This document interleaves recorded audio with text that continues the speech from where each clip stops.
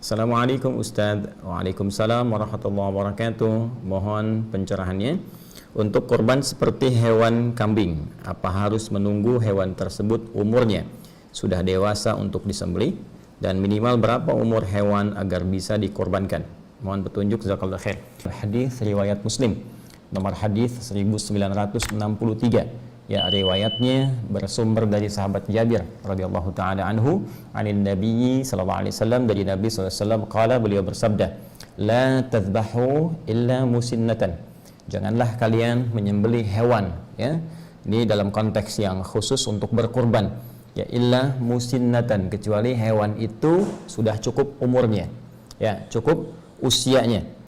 Teruskan, illa ayya'sara, illa an ya'sara alaikum, kecuali jika engkau memang benar-benar sulit tidak menemukan hewan dengan umur yang telah ditetapkan ini, maka fatadhbahu jaza'atan minad dha'ni, maka silahkan Anda sembelih hewan yang di bawah umur yang telah ditetapkan ini. Kalau kambing, kambing muda, kan, domba, domba muda, demikian sapi atau unta, ya, dengan kondisi yang kasuistis tertentu saja.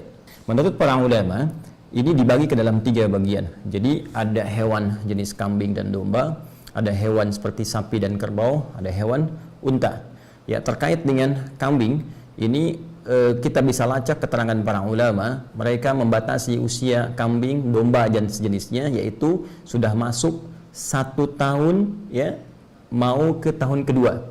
Jadi usia setahun masuk ke tahun kedua. Jadi paling minimal setahun lah, ya, setahun. Kemudian dia akan masuk tahun kedua. Ini batas untuk hewan kambing dan domba. Ya, memang ada dari fikih Hanafi dan Hambali yang mengkhususkan untuk domba itu boleh usia 6 sampai 7 bulan. Tapi umumnya yang disepakati, ya, mengambil batas paling amannya usia setahun masuk tahun kedua. Kemudian untuk hewan sapi, kerbau itu di usia 2 tahun masuk tahun ketiga. Ya, ada yang mengambil bulatnya aja usia 3 tahun gitu, ya. Namun batas minimalnya, karena tadi Anda tanyakan minimal, bisa dikatakan tahun kedua masuk tahun ketiga. Ya, kalau ingin yang ambil jalur aman, boleh kemudian yang usia 3 tahun. Tapi kalau sulit menemukan yang itu, maka diambil jalur minimal usia 2 tahun masuk ke 3. Batasan unta disepakati 5 tahun. Ya, jadi kalau kita ambil 1 masuk tahun kedua, 2 masuk tahun ketiga, kemudian yang terakhir unta 5 tahun. Ingat ya, kambing, ya, usia setahun masuk tahun ke-2, kerbau atau sapi usia 2 tahun masuk tahun ke-3, atau kalau mau ambil bulat 3 tahun. Kemudian unta usia 5 tahun. Bismillahirrahmanirrahim. Assalamualaikum warahmatullahi wabarakatuh. Bismillahirrahmanirrahim. Assalamualaikum warahmatullahi wabarakatuh. Alhamdulillah, wassalatu wassalamu ala rasulillah wa ala alihi wa sahbihi wa man wala wa ba'du. Saudara-saudariku, berjumpa kembali dalam program khusus untuk tanya jawab seputar pembahasan keutamaan 10 hari pertama di bulan Dzulhijjah dan ibadah-ibadah terkait dengannya. Hari ini kita berjumpa di hari Jumat, hari spesial Sayyidul Ayyam, bertepatan dengan 3 Dzulhijjah. Untuk itu perkenankan kami membuka program kita ini dengan saling mengingatkan untuk bisa memaksimalkan amalan khususnya di hari ini. Ingat, ada bacaan Al-Quran yang spesial di hari ini, khususnya surat Al-Kahf. Itu ada peningkatan sholawat terhadap Rasulullah SAW, keutamaan bersedekah, dan tentunya bagi para pria khususnya ada keutamaan menunaikan ibadah salat Jumat dengan segala sunnah-sunnah yang melekat di dalamnya. Mari kita maksimalkan itu. Dan satu yang paling istimewa, ada doa yang sekiranya bisa terijabah dengan cepat di waktu-waktu khusus spesial di hari Jumat ini. Ada yang menafsirkan seluruh bagian di Jumat dari mulai fajar sampai akan terbenam matahari. Ada yang menafsirkan saat khatib duduk di antara 2 khutbah. Ada yang menafsirkan bahkan ba'da asar, waktu yang akan cepat menjelang ke maghrib. Di antara sekian itu, intinya kita maksimalkan dengan bermohon kepada Allah Subhanahu wa ta'ala. Baik, mari kita lihat apa yang teman-teman sajikan di sesi dialog kita. Kita ambil dari YouTube dulu. Baik, bismillahirrahmanirrahim. Pertanyaan dari saudara kita, seperti biasa saya tidak sebutkan nama tapi tercantum di sini. Assalamualaikum Ustadz. Waalaikumsalam warahmatullahi wabarakatuh. Mohon pencerahannya. Untuk korban seperti hewan kambing, apa harus menunggu hewan tersebut umurnya sudah dewasa untuk disembelih, dan minimal berapa umur hewan agar bisa dikorbankan? Mohon petunjuk, jazakallahu khair. Petunjuk kita mohonkan kepada Allah Subhanahu wa taala. Dari situ kemudian kita lacak pada keterangan Rasulullah SAW yang menyampaikan secara detail pesan-pesan dan petunjuk Allah Subhanahu wa taala yang diteruskan untuk sampai kepada kita hamba-hamba Allah dan umat Nabi Muhammad SAW. Untuk melacak keterangan Nabi SAW, kita kembali kepada kitab-kitab hadis yang merangkum keterangan Rasulullah yang bisa kita akses.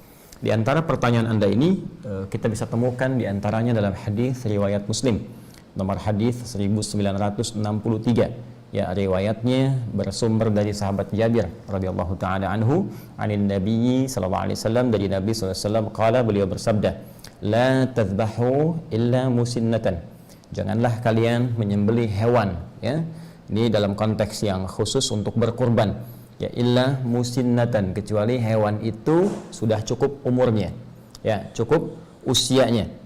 Baik, jadi ini keterangan yang pertama yang bersumber dari Nabi SAW. Teruskan, illa an ya'sura alaikum, kecuali jika engkau memang benar-benar sulit tidak menemukan hewan dengan umur yang telah ditetapkan ini, maka fatadhbahu jaza'atan minad dha'ni, maka silahkan Anda sembelih hewan yang di bawah umur yang telah ditetapkan ini. Kalau kambing muda, kan, domba muda, demikian sapi atau unta, ya, dengan kondisi yang kasuistis tertentu saja. Baik, sekarang pertanyaannya, berapa batasan umur yang ditetapkan ini? Kita lacak kemudian keterangan para ulama, khususnya para ulama-ulama yang menjadi rujukan, ya, bintang di dalam kajian-kajian fiqih yang menelaah dengan sangat teliti keterangan Nabi sallallahu alaihi wasallam. Menurut para ulama, ini dibagi ke dalam 3 bagian. Jadi ada hewan jenis kambing dan domba, ada hewan seperti sapi dan kerbau, ada hewan unta. Ya, terkait dengan kambing ini kita bisa lacak keterangan para ulama. Mereka membatasi usia kambing, domba dan sejenisnya, yaitu sudah masuk 1 tahun, ya, mau ke tahun kedua. Jadi usia setahun masuk ke tahun kedua. Jadi paling minimal setahun lah, ya, setahun, kemudian dia akan masuk tahun kedua. Ini batas untuk hewan kambing dan domba. Ya, memang ada dari fikih Hanafi dan Hambali yang mengkhususkan untuk domba itu boleh usia 6 sampai 7 bulan. Tapi umumnya yang disepakati, ya, mengambil batas paling amannya usia setahun masuk tahun ke-2. Kemudian untuk hewan sapi kerbau itu di usia 2 tahun masuk tahun ke-3. Ya, ada yang mengambil bulatnya aja usia 3 tahun gitu, ya. Namun batas minimalnya, karena tadi Anda tanyakan minimal, bisa dikatakan tahun kedua masuk tahun ke-3. Ya, kalau ingin yang ambil jalur aman, boleh kemudian yang usia 3 tahun. Tapi kalau sulit menemukan yang itu, maka diambil jalur minimal usia 2 tahun masuk ke 3. Sedangkan untuk hewan unta, nah ini mungkin di kita, khususnya di wilayah Indonesia sekitarannya atau tropis pada umumnya, tidak biasa berkorban unta, mungkin ini kebanyakan di Timur Tengah, atau hewan-hewan yang kemudian bisa tumbuh berkembang di iklim yang serupa dengan itu, maka batasan unta disepakati 5 tahun. Ya, jadi kalau kita ambil 1 masuk tahun kedua, 2 masuk tahun ketiga, kemudian yang terakhir unta 5 tahun. Ingat ya, kambing, ya, usia setahun masuk tahun ke-2, kerbau atau sapi usia 2 tahun masuk tahun ke-3, atau kalau mau ambil bulat 3 tahun. Kemudian unta usia 5 tahun. Nah, dari kondisi ini kalau sudah ditemukan tidak cukup sampai ke umur, cek lagi kondisi fisik. Ya, karena nanti ada hadis Nabi sallallahu alaihi wasallam yang disampaikan dari Al-Bara bin Azib. Ya, ini juga diriwayatkan oleh Imam Abu Daud, sangat spesifik menunjuk pada hewan-hewan yang dibenarkan untuk ditunaikan ibadah kurban, ya. Apa di antara hewan-hewan itu? Ada 4 kategori, arbaun. Ya, arbaun la yajuzu fihi al-adahi. Ya, kata Nabi SAW, ada 4 kondisi yang tidak diperkenankan. 4 kondisi ini, hewan yang memiliki 4 kondisi ini untuk dijadikan hewan kurban. Ya, apa saja? Pertama, al-aura, bayyinun auruha. Pertama, al-aura. Mohon maaf sekali, hewan yang matanya buta, ya, picak gitu kan. Nah ini kalau nampak benar butanya, nampak benar kelihatannya, nah itu haram hukumnya untuk dijadikan bagian dari hewan kurban, cacat yang permanen sifatnya. Ya, kemudian yang kedua al-maridah bayyinun maraduha, hewan yang sakit, kelihatan benar sakit. Ya, dengan segala jenis penyakit yang kiranya bahkan ketika disembelih bisa membahayakan ya bagi orang yang mengonsumsinya. Ya, kita bisa lihat kadang-kadang, mohon maaf ya, ketika dicek oleh bagian dinas kesehatan misalnya untuk hewan, ternyata ada bagian hewan kurban yang mohon maaf sekali tumbuh belatung ya, ketika dibuka itu kemudian dicek ternyata sakit, ada yang flu hewan dan sebagainya. Kemudian juga yang ketiga adalah pincang ya, yang jelas kepincangannya. Jadi karena kondisi tertentu cacat permanen di salah satu kakinya misalnya, ini nggak boleh juga ya. Kemudian yang keempat, ini yang tidak kalah penting, kurus, ya terlampau kurus. Jadi hewan yang la tanqa, al-kasir alladzi la tanqa, hewan yang terlampau kurus yang nggak ada dagingnya. Ya, hati-hati, ini sangat sensitif sekali masalah ini, karena kurban pertama yang diperintahkan oleh Allah kepada dua anak Nabi Adam alaihi assalam, ya, itu terkait dengan spesifikasi yang dimaksudkan. Nanti ada di Quran surah ke-5 ya, Al-Maidah ayat ke-27. Watsdu alaihim naba abnai Adam bil haqq ya idh qarraba qurbanan fatuqabbala min ahadihima wa lam yutaqabbal min al-akhar. Watsdu alaihim naba abnai Adam bil haqq. Ya Muhammad sallallahu alaihi wasallam, coba bacakan, pahamkan, ya sampaikan kepada umatmu supaya mereka memahami, mengerti tentang kaidah kurban yang pertama kali diperintahkan pada dua anak Adam alaihissalam. Kisahkan kisah kedua anak ini dengan kisah yang sesungguhnya, sebenar-benarnya. Ya, kenapa ada kalimat bil haqq itu ya? Karena memang banyak versi Israiliyat yang menceritakan kisah pengorbanan ini dengan kisah-kisah yang terlampau jauh dari kebenaran. Karena itu diminta Rasulullah SAW untuk meluruskan kembali sehingga kisahnya bisa benar. Di antara yang paling penting pada kisah ini adalah idh qarraba qurbana, ketika keduanya diperintahkan oleh Allah untuk menghadirkan kurban demi menyampaikan hasil putusan ya dari keinginan keduanya untuk bisa menikahi salah satu pasangan yang diperselisihkan. Ya, telah ditetapkan yang satu secara silang, kan? A kemudian ke C, B kemudian ke D, tapi ternyata yang A menginginkan pasangan yang berbeda, sehingga di situ dimintakan oleh Allah Subhanahu wa taala, ayo berikhtiar kalau begitu. Ya, nanti yang paling serius, yang paling benar, yang paling bagus takwanya, dia bisa mendapatkan apa yang dia inginkan. Ikhtiarnya dengan apa? Kurban. Nah, karena itu kurban ini teman-teman sekalian menjadi sebuah wasilah untuk berikhtiar supaya kita mendekat kepada Allah, yang dengan pendekatan itu, ini salah satu hikmahnya, kita bisa bermohon, dan permohonan kita itu akan terjadi percepatan dalam pengabulannya. Ya, kalau saya sedikit lompat sebentar, ya, kurban itu salah satu wasilah takwa. Ya, salah satu wasilah takwa. Karena nanti di ayat lain di Quran surah ke-22 Al-Hajj, ketika Allah berfirman, la yanalallaha luhumuha wala dima'uha walakin yanaluhu taqwa minkum. Ya, yang sampai kepada Allah bukan darahnya, bukan dagingnya dari korban itu, tetapi ketakwaan Anda. Ya, takwa itu menunjuk pada kesungguhannya, keseriusannya. Nah, jadi nanti yang dilihat dari dua anak cucu Adam ini, ya jadi bukan sekedar apa yang dikorbankan, tapi keseriusan yang menjadi gambaran dari nilai takwa yang tersemai di dalam jiwa. Nah, apa yang nampak itu? Fatuqabbala min ahadihima wa lam yutaqabbal min al-akhar. Maka dari ciri takwa ini kelihatan, satu kata Allah diterima, yang benar-benar menghadirkan nilai takwa ketika berkorban, yang satu lagi ditolak. Ketika ditelusuri kemudian kisahnya, ternyata yang diterima ini, Masya Allah, dia punya hewan ternak. Kemudian dari sekian hewan ternak itu ada di antara hewan yang sangat dia sayangi, berikan perhatian, jadi gemuk yang paling bagus ya, dagingnya paling bagus, yang paling gemuk, yang paling bersih. Nah, itu yang dia pilih untuk dikorbankan. Ya, itu yang dia ajukan. Sementara yang satu lagi, dia punya perkebunan. Dari hasil kebunnya itu, ternyata dia berpikirnya begini, ya, seperti kelihatan logis, padahal dalam nalar syariat ini tidak masuk. Ya, seperti kelihatan logis dalam akal pikiran, padahal dalam nalar syariat ini tidak masuk. Jadi dia berprinsip begini, sudahlah, ini kan yang bagus-bagus dari hasil kebun, saya aja yang makan. Toh Allah nggak akan makan ini, jadi saya kasih yang jelek-jeleknya aja. Dia korbankan yang jeleknya, ya, dengan asumsi bahwa Allah nggak makan, Allah nggak minum, Allah nggak butuh ini. Yang butuh penting gitu kan, saya korban.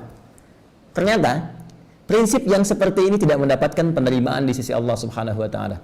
Sampai muncul penegasan, "Hei, ini hewan paling bagus pun yang sampai pada Allah bukan hewannya." Memang betul, bukan hewannya, bukan darahnya, tapi kesungguhan engkau dalam mempersembahkan itu. Ya, kesungguhan engkau dalam menyiapkan itu. Kamu nggak sungguh-sungguh nih.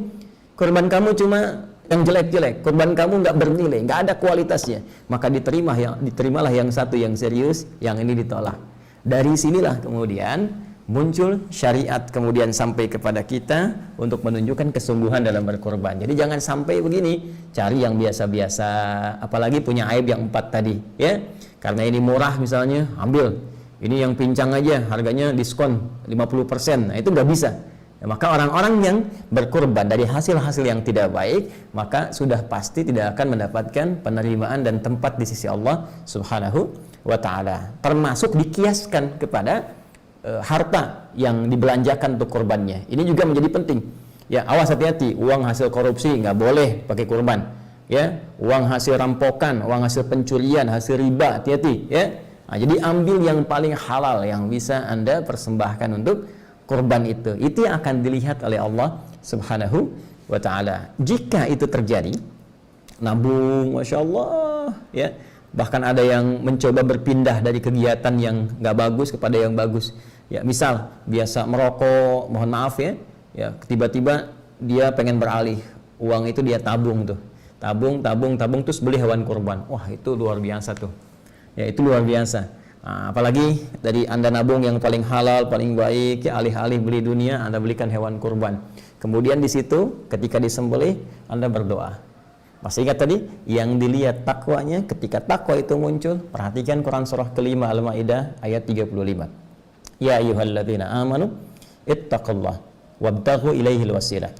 Hei orang-orang beriman, tingkatkan takwamu kepada Allah dan jadikan peningkatan takwa itu sebagai wasilah untuk mencari apa-apa yang engkau ingin harapkan. Jadi ketika itu sudah selesai kurban, langsung berdoa. Minta sama Allah. Barangkali dari sekian hal yang belum Anda dapatkan itu, inilah momentumnya untuk mempercepat pengabulan doa yang Anda lama telah ingin sampaikan. Nah, jadi itu dari segi umur, kemudian dari segi fisik. Dan untuk fisik saya sempurnakan dulu. Jadi ada yang dibenarkan, boleh. Itu yang sempurna, hilang dari cacat, bagus, dan sejenisnya. Dan yang kedua yang makruh. Ya, ada yang hewan-hewan yang dimakruhkan seperti cacat-cacat ringan. Di tanduknya misalnya ada goresan, kan?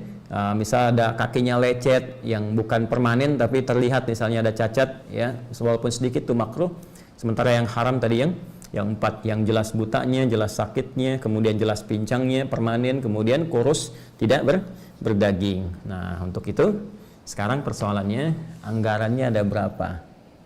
Bikin kalau ingin berkurban, dari anggaran yang ada, cari hewan yang paling bagus dengan anggaran itu. Saya punya 2,5 juta Ustaz, baik, berangkat, cari 2,5 juta yang paling bagus, ya, di kualifikasi itu. Demikian seterusnya, dan semoga Allah mengabulkan ikhtiar kita, menerima ibadah kita, memaafkan kita, dan menyempurnakan seluruh apa yang kita mohonkan berada dalam nilai-nilai kebaikan.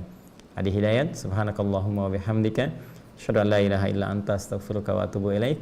Assalamualaikum warahmatullahi wabarakatuh.